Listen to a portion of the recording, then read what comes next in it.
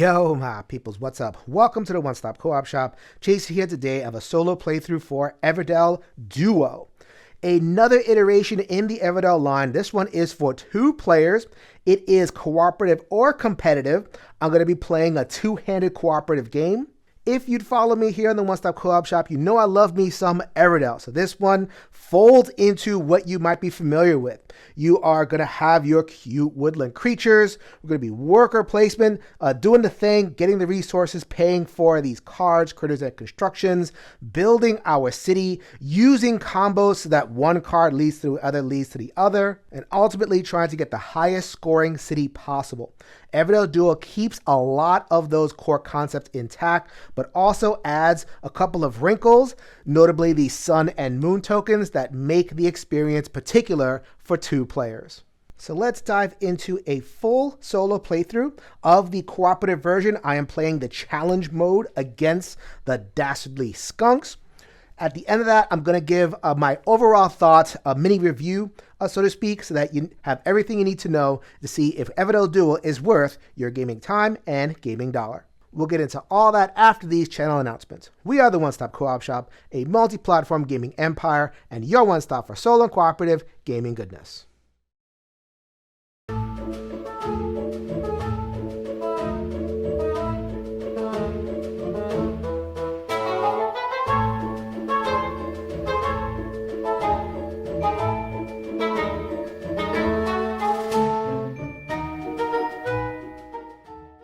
So I'm not going to go over the basic rules of Everdell Duo.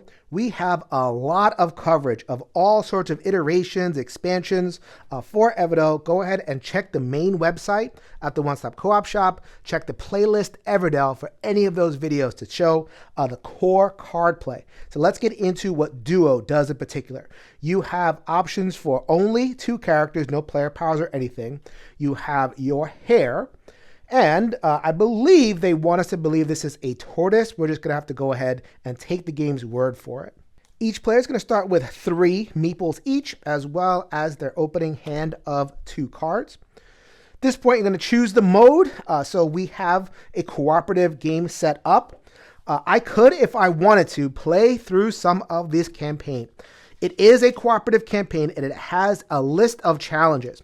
So in the initial ones, it's pretty early. You're going to play the game normally and try to get 4 events. But then there are, as you go on, you have different story beats and different requirements. So like as you can see, the hair of the tortoise is going to do different things. And there's all sorts of requirements that you have to meet as you progress through the campaign.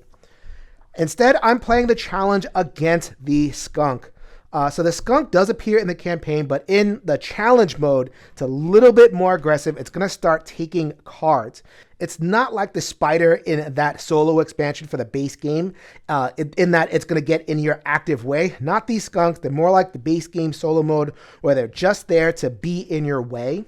The big thing is that they are going to claim cards from the meadow after every season, and also claim 1 event per season in this normal mode. So this cooperative challenge is really more of a race against time to see if you can build your stuff as efficiently as possible before the game times you out. There are a number of differences that are helpfully summarized here in the back of the rulebook, where it tells you the differences between base Everdell and Everdell Duo, just in case you're curious. I'll give you the 2 most important ones right here. First of all, in the original Everdell, if you had a construction card, it would have a linked critter card. So if you had the farm, then it would chain into the harvester. If you had the post office, the postal pigeon, etc. There was like a 1-to-1 thing. The later versions of Everdell, they kind of get rid of that. A lot of people were uncomfortable with that. They didn't want to make the city they wanted. So most of the further additions kind of leave it more open-ended, where if you have a certain color of construction, then you can generally get a critter of the same color. So in this particular case, if I had the Scribble Stadium, then I could chain into the woodcarver. They're not linked, but it is construction into critter. The particular innovation in Everdell Duo is that the linking is actually a resource now. So if I wanted to create one of those links, then I would have to go to a space like this, or have another power that gave me that resource. This gives me a occupied token. On a future turn, if I had the Scribble Stadium in the city, I would play this as my card play, and then that would allow me to play a critter of the same color. So the game does believe in limitations, but they've kind of reconfigured things around to make things a little bit more open, hopefully. The single mechanism that makes this game duo is the sun and moon tokens. You are going to have some pretty familiar actions. So you can place a worker, you can play a card, or you can draw a card.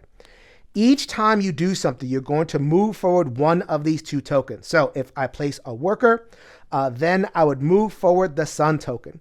In cooperative, you have these skunks in the way, so I have to skip past these occupied spaces and head over to the next space on this middle track. Playing a card coordinates with the moon. Sun and moon can occupy the same space, but once again, they cannot occupy the space with the critters over here. Throughout the course of a round, which the game calls a season, we'll be moving this 3 total times. We got 1, 2, 3. Once we move here, then that's it. We can no longer take sun actions.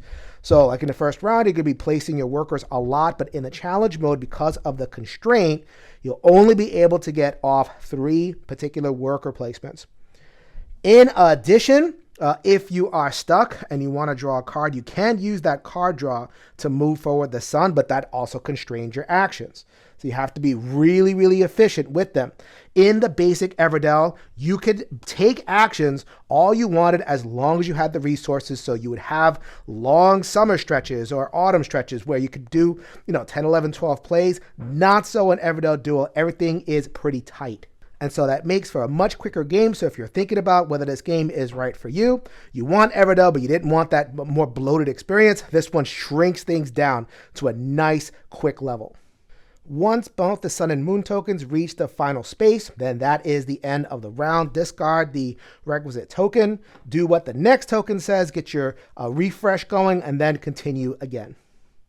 Couple of other changes. There is no hand limit in Everdell Duo. In the base game, there was a hand limit of 8. Here, you could have as many cards as you want. In fact, some cards actually benefit you if you have a nice big hand. You have the sharing tile. So in the more friendlier modes of the game and in the friendlier campaigns, the campaign iterations, at the end of a turn, one player can leave a token for the next player to pick up. So you don't have common resources. You still have to mind your own, but there's a little bit of a chance to kind of trade either resources or cards. Finally, particularly for the cooperative mode, there is this deck of good news cards. These are one-time bonuses. They're very powerful. You use them and then you get rid of them for the game. I don't know if I'm supposed to have one for the challenge mode because it doesn't say. But it is the cooperative mode and I found these useful, so I chose one good news card out of 3. At some point, I'm going to be able to fire off one of these fungible river spaces and that one that has a critter on it and then get rid of it. So am I cheating? I don't know. I'll give you all the information. You can decide for yourself. All right, let's get going with the gameplay of Everdell Duo. So now let's get into the main playthrough. There are a couple of more rules wrinkles, but I can talk them through as I talk about the strategy of my first few turns. Okay, so what am I going for? A lot of times in Everdell, we'll look at the events and kind of work backwards from there. It's like, how could you score the most events? And it's really important in Everdell Duo because here is that ratty skunk over there. They're going to begin 1 on top, and they are going to, every round they're going to deploy to a different spot. It's a little bit different in the campaign mode because in the campaign mode, they just kind of block it. Here, they do allow you to go there. But at the end of the turn, the season, they are going to claim that particular event. Also, they will claim any other unclaimed events at the end of the game. So you're going to want to get at least 3, hopefully 4, so that you can kind of outpace the bot over here. So looking at what you can do with one city, because you only build one city, how many of these can you take? So I see that there's 2 of them that have production. Well, really 3. This fair is always in play, and these rest are random. So I could set myself up to get all three that are relevant to production. So this is 3 production and 2 browns, traveling, something like that. So here we go, more production and more of the red buildings, and then the fair is 1 of each. So beginning of the game, I think I'm going to try to go for some production. Let's look at the board. So that is in terms of my offensive strategy, getting the points. I also need to think about point denial for the bot. So they just like to take events. These skunked guys, I'm going to distribute 3 of them throughout. And at the end of the season, they are going to claim the one that is the top right of them. So that would be this one, and that one. These are fine. They just score up the straight points. 1 point is fine to give them. This is not fine. The Bard is a purple piece, and they get extra points. And so as you can see, here is the challenge mode rules, and they are going to get 4 points per card they get. And if I played a harder mode, it'll be more points. Now, I'm not going to live that life. So I want to deny them this card. I could, if I wanted to, set things up so that I can play the card into my city. But first of all, that's pretty expensive. That'd be like my whole turn setting up for that. Second of all, I can't even play it. In base Everdell, you can play any card off the meadow if you have the relevant cards and they're not blocking you. Here, you have to play cards that are not near either the sun or the moon token. These are going to progress over time. So as I play and take actions, they're going to move along. Notice because of this block, I will never have a sun or moon token adjacent to the card. Therefore, I'll never be able to play it. I will be able to draw it. If I'm just drawing, then I can draw from anywhere. Hey, look at that. It's winter. I'm going to get some card draw. So this is what this tile says is after setup, before you start your first turn, it establishes player order. The bunny is going to go first and then the hare, or then the tortoise. I can distribute these however I want. So I can have either player draw a card from the deck and then either player draw the other player draw from the meadow. So as a card denial strategy, let's go ahead and give that one to the hare, I think. I'm going to take that away from the bot, and hopefully they don't get another purple dealt into the space. No, it is a crane. I like cranes, but I can't do everything. And then the tortoise is going to draw from the top of the deck. They're going to get a queen. All right. So that is denial for the bot. I'll take it. So the bunny is going to go first. They are going to go into the river spot, which is the advanced spot, and they are going to get 1 resin and 1 stone. They are going to keep the stone in their personal area, but they're going to put the resin on the sharing token so that my partner can get it. So this is the kind of game where you really have to cooperate. I really appreciate that. I need this and the timing and everything. Just the timing aspect of it is what really makes this a duo game, which I like that.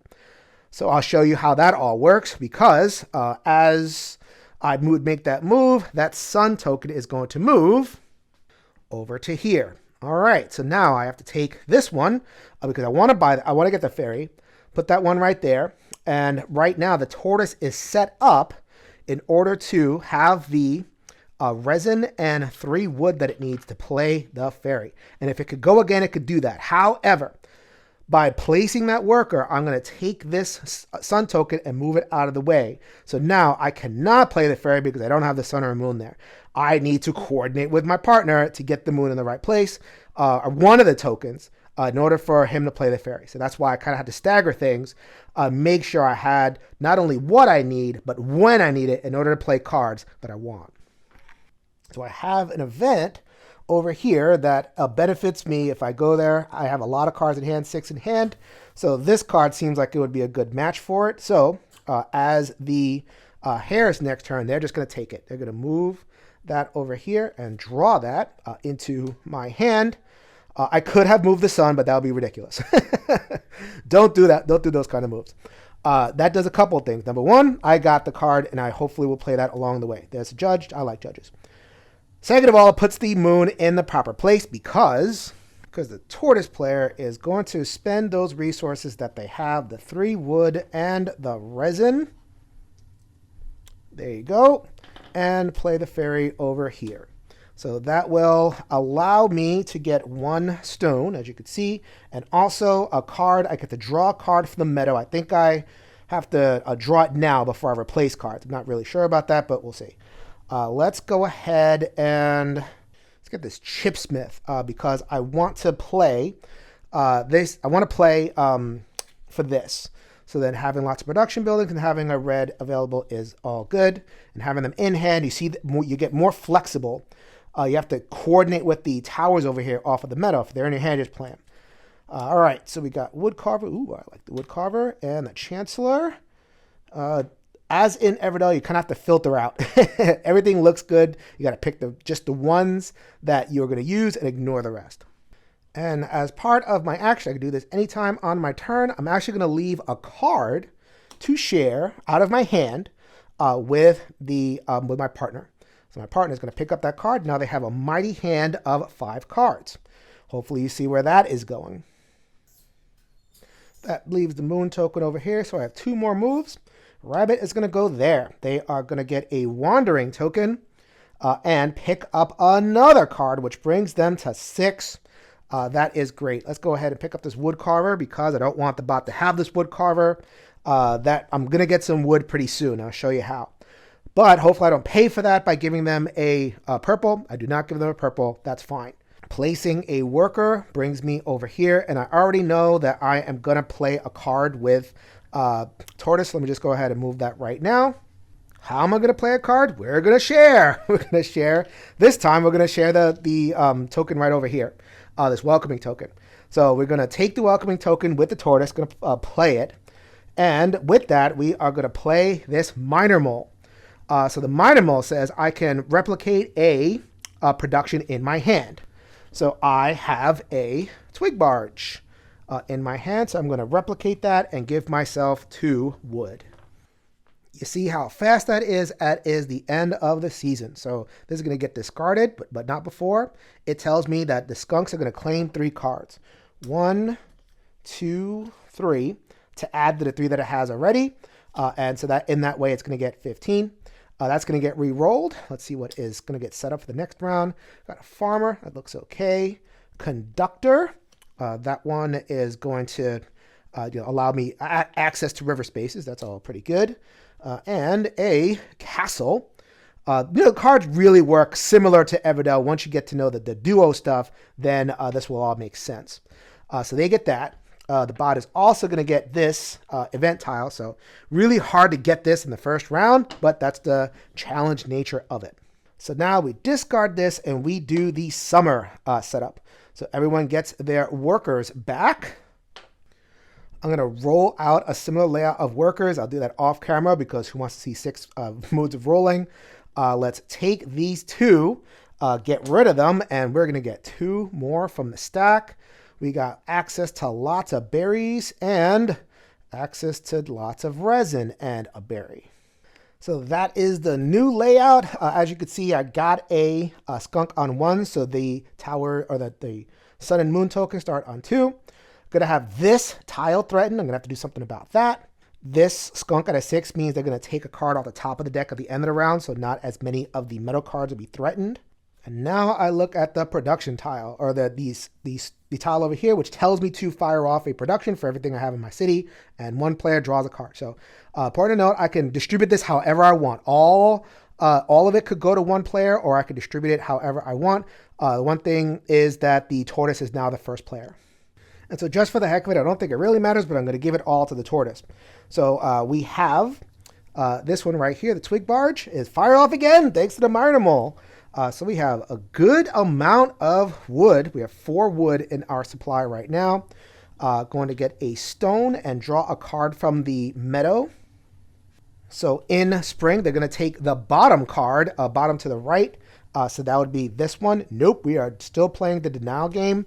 Let's get that right over here. And that's another prosperity. Can only do so much, people. Because of the lack of active opposition in the turn, you basically plan out your 6 turns and then do them. So that's what I spent the last couple of minutes doing. Okay, so the Tortoise goes. They are going to go here, and they are going to get 3 berries. And because the Tortoise is going to be swimming in wood pretty soon, I'm going to go ahead and share one of those with the hare. Hey, look at that. The hare has 6 cards in their hand. So the bot was threatening this event, but I was planning for that. Definitely a game where you don't have a whole bunch of time to set up, pop off a massive combo, just go straight for the thing that you want. So that the bot will not take an event this turn. Instead, I get this Foreshore Treaty. For that, now I can get rid of those cards and I still have the event. That's perfectly fine. And as part of the action, the bunny gets a resin. As part of both of those moves, the Sun token moves forward twice. And so now let's move forward the Moon token twice. We're going to have 2 card plays, one from the Tortoise. The Tortoise has the Chipsmith in their hand, which I took last turn. I'm going to place that right over here and pay the 3 berries, a pretty steep cost, but I think that is worth it. And then the Hare, having slowly gathered 1 of each of the primary resources, they are going to play the Post Office. So now I have lots of room to play with placing workers on these other spots. So the Tortoise goes, they are going here and using the Chipsmith. I have 2 non-equal production in my city, so I'm going to use them both. So I still have the Twig Barge. So this is basically a Twig Barge. So I'll absolutely take it. That gets me up to 5 total wood. And also the Fairy, which is going to be more stone. And I get to pick a card out of the meadow. All about point denial. Heck yeah, come on, no prosperity. That's not prosperity. A barn, go ahead and take that barn. Bunny has 1 more action. They only have the ability to use the Moon token, which is to draw a card. Would play a card, but the bunny has 0 resources. I could, if I wanted to, discard these 4 cards for 2 berries and play this Woodcarver, which I want to play the Woodcarver eventually, not now. But instead, let's go ahead and keep cycling things. Also, I need some of these brown tokens. I haven't seen a single one this game. So let's go cycling. Let's deny the bot some prosperity and see what else I get. I get a Historian. Oh, good. Oh, boy. They're not going to get it this turn, but I'm having a lot of prosperity. Oh, wait a minute. I might be able to play this for each one in hand. I'm kind of building up cards in my hand. Yeah, what's a good idea? And so the bot is going to claim 1, 2, and a secret card. So that brings them to 9. We are going to reset and get rid of the spring token. It is now on to summer. All right, summertime. The Hare is going to go first. And one player is going to be able to draw from the meadow. That's going to be the Hare. Hare has lots of cards, so let's add to it. And I'm going to rescue this first instant, the brown card that I saw. It is walled off by skunks. So I had to sneak in there and get that postal pigeon that's just going to go straight to my hand. And we got a courthouse. Not going to look at too many blues this game. You see the fair is threatened. I'm nowhere near having all 5 of those, so I'm just going to say goodbye and try to get these 3, which would give me 4 to 2 events, which would be a good marker here for cooperative. First things first, the Hare is going to go. They are going to advance the Sun token 1 with that worker placement. And they are going to fire off these 2 productions. You see how tight the combos are? You make your little one and make the most out of it. So I am going to, I can do it any order I want. I'm going to draw from the meadow. I'm going to draw the Historian because I want 1 point for each card in my hand. You see, I'm building up the hand that I'm not going to get rid of cards soon. Although I am going to pass off this castle, so I'm going to put that on the sharing tile. Should be plenty of other cards left in my hand. All right, what else am I going to do? I am going to get that stone for my personal resources. And do I have a nice card that can give me some benefit? Yes, I do. Scribble Stadium. Draw 2 cards from the top of the deck. Oh, yeah. It is the Tortoise's go. As you can see, I have 1, 2 constructions. And I have 5 pieces of wood in my personal area, which look at that ship Silverfrost Treaty. So in competitive, you'd have to have more than your opponent, and up to this threshold of 6 is the minimum. So in cooperative, you need 1 more because this guy counts as 1, so 7. I would need 7, so that is 7 total. So I'm going to take advantage right now. Go here, claim my berry. I don't have to spend anything. I just have to have it in hand and earn my second event, which is that Silverfrost Treaty. And that moves the Sun token another 1. So as much fun as it would be to stack all these cards, I do need to play some. So let's go ahead and share a berry with the tortoise. So now the hare has a berry. And we have the area that is covered here for 2, but we got lucky and we have the spot that gives 2 wilds. So that is going to be 2 more berries. I am out of worker placement action, so I could not take another event this turn. I got to take 2, hopefully, in winter. Bunny is going to share. You see how important the sharing is. I love that. You have to really think hard about how to use that sharing tile. And there's a lot of strategy to it. It's probably the best part of the game. I'll get into that in my review. So that is going to be shared at the end of the round to the tortoise. The tortoise is going to, with their prodigious amount of stone and wood, play that for the locomotive, which progresses the moon token 1. Don't know if I'm going to use this. I might. Because this is some good discount. In addition, now you know I need to have 6 of these cards in order to be able to qualify for that. And I now have 5 with very much easy ways of getting the 6th one out there. So I feel good about that one. While I am here, the hare is going to take their 3 berries and they are going to play the postal pigeon. So I had to make a call.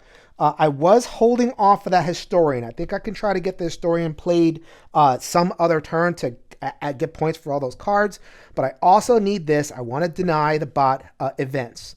Okay, so postal pigeon. I can play one of these. Or draw 2. I can play one of these others for 2, -2 resources, and then discard the other.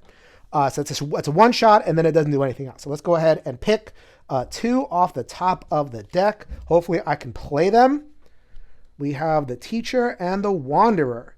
I couldn't even play the teacher because I don't have any resources. But I got the wanderer. That is the second thing that I needed. This traveler suit. It says, okay, gain a resource or a point token for each construction in my hand, max 5. So that was the hare. One lousy construction, so that could have been so impactful, but instead it was not much at all. So that I'll gain a resource, and that resource is going to be a berry. Oh well. It is a tortoise's go last turn. They have plenty of resources, but nothing in their hand that I can play because high resin requirements. So the last thing I can do is draw a card to move that last moon token. I'm going to draw this card. The bot is going to claim it this turn. It is worth 3 points. So no, you cannot have 3 points just for free. Go ahead and have that 1 point. And that is going to end the season. The bot claims these 3. So that is a little bit of point denial over there. I'm going to reset everything and get on to winter. All right, so that is the state of the board for the final season. So I got 2 more of the river tiles. I haven't used the river tiles much. These ones are... put a person there, I can fire off some production or fire off an occupied space. So even if it was for the, if I could somehow get here, I could use that one. It's too much to do. So I get some production. So as you can see, the tortoise is going to go first. I get some production and also a card for the meadow. So that is going to be, I got some extra cards here for the bunny. So I'm going to try to get that historian down somehow. And I also have 2 draws from the meadow. Going to take this hidden spring. Hidden spring is amazing. 2 for each of the browns in my city. I have some now, so that's cool. And I have no access to it, so I need to draw it. I'm going to place that. Let's see if there is another one. That's a woo. And this is the right amount of resources. So let's go ahead and just draw that one too. Or should I, let's pretend I didn't look at that because I didn't. Or should I add to this one's total? Oh, wow. This one gets to be a wandering token too. You know what? Let's just do that. Oh man, what's a lot of tough choices over here. Actually, you know what? They can draw it over here.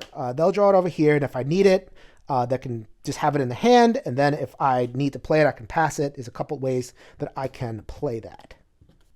So as you can see, the bot ended up in an empty space. So in previous rounds, they can up in NB spaces and they don't take nothing. So you have like a round of no time pressure on that one. However, at the end of the winter round, they take whatever they don't have. So they might as well have both of these under threat. So I got to claim both of them throughout the course of the round. So it is the tortoise's go. This one seems like a no-brainer. Let's move forward that moon token and play a card. I have plenty of stone. So we have 3 stone for the hidden spring, which 2 points for these 2 cards. So this is worth 6 points. Pretty good deal. And also they are going to take a wood and share it. So while I'm here, let's go ahead and take a wood and a stone, which is basically the sum total of a rabbit's resources, the hare, and play that road. Okay, so we have, in addition to buffing this up, I get to draw 2 cards over here, and I get to get a wandering token, which is actually going to be shared with the tortoise. Actually, this is not going to be shared at all. Sorry about that. What is going to be shared is the woodcarver. So I'm going to, the hare is going to take the woodcarver card and share it, and it is now the tortoise's turn.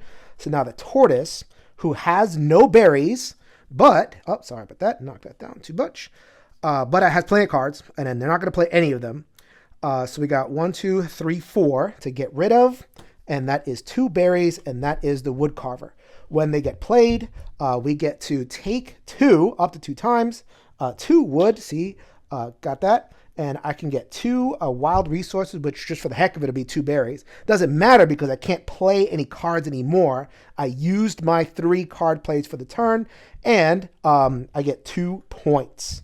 Love that. And now that I have the 3 production buildings and 3 red buildings, it gives me 6. I have worker placement to do. So we have 1, 2. So that is 6 of these buildings. That is 3 production buildings, which I was sitting at 2 for the longest time, and also the knapsack. So I have earned both of these events. It doesn't matter. Actually, it doesn't matter. I had to choose.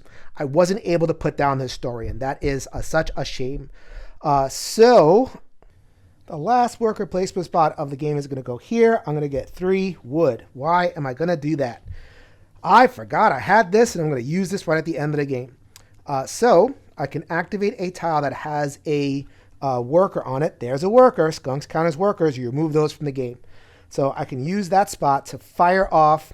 Actually, I'm going to use this spot to fire off 2 things in my city. The one that is worth points is the woodcarver. So I'm going to get rid of these 2.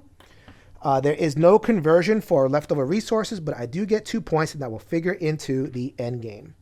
So I made kind of a poor choice. In fact, a very poor choice. So I lost. The bot has 51 points. They added up points from over here. They get the listed points right there, and they get 20 bonus points just for being a bot. I got 45 points. What I failed to do was put down this card, the historian, which would have given me points for each of my hand. That would have given me an extra 6 to 8 points, and that would have been the difference in the game. So as it is, I'm happy because I showed everybody the game, and I showed you guys what the cooperation is. That's really it, is the cooperation. So in terms of challenges, I was able to hit a couple of them. So I was prepared at least 7 cards in your hand at the game end, or one of the players.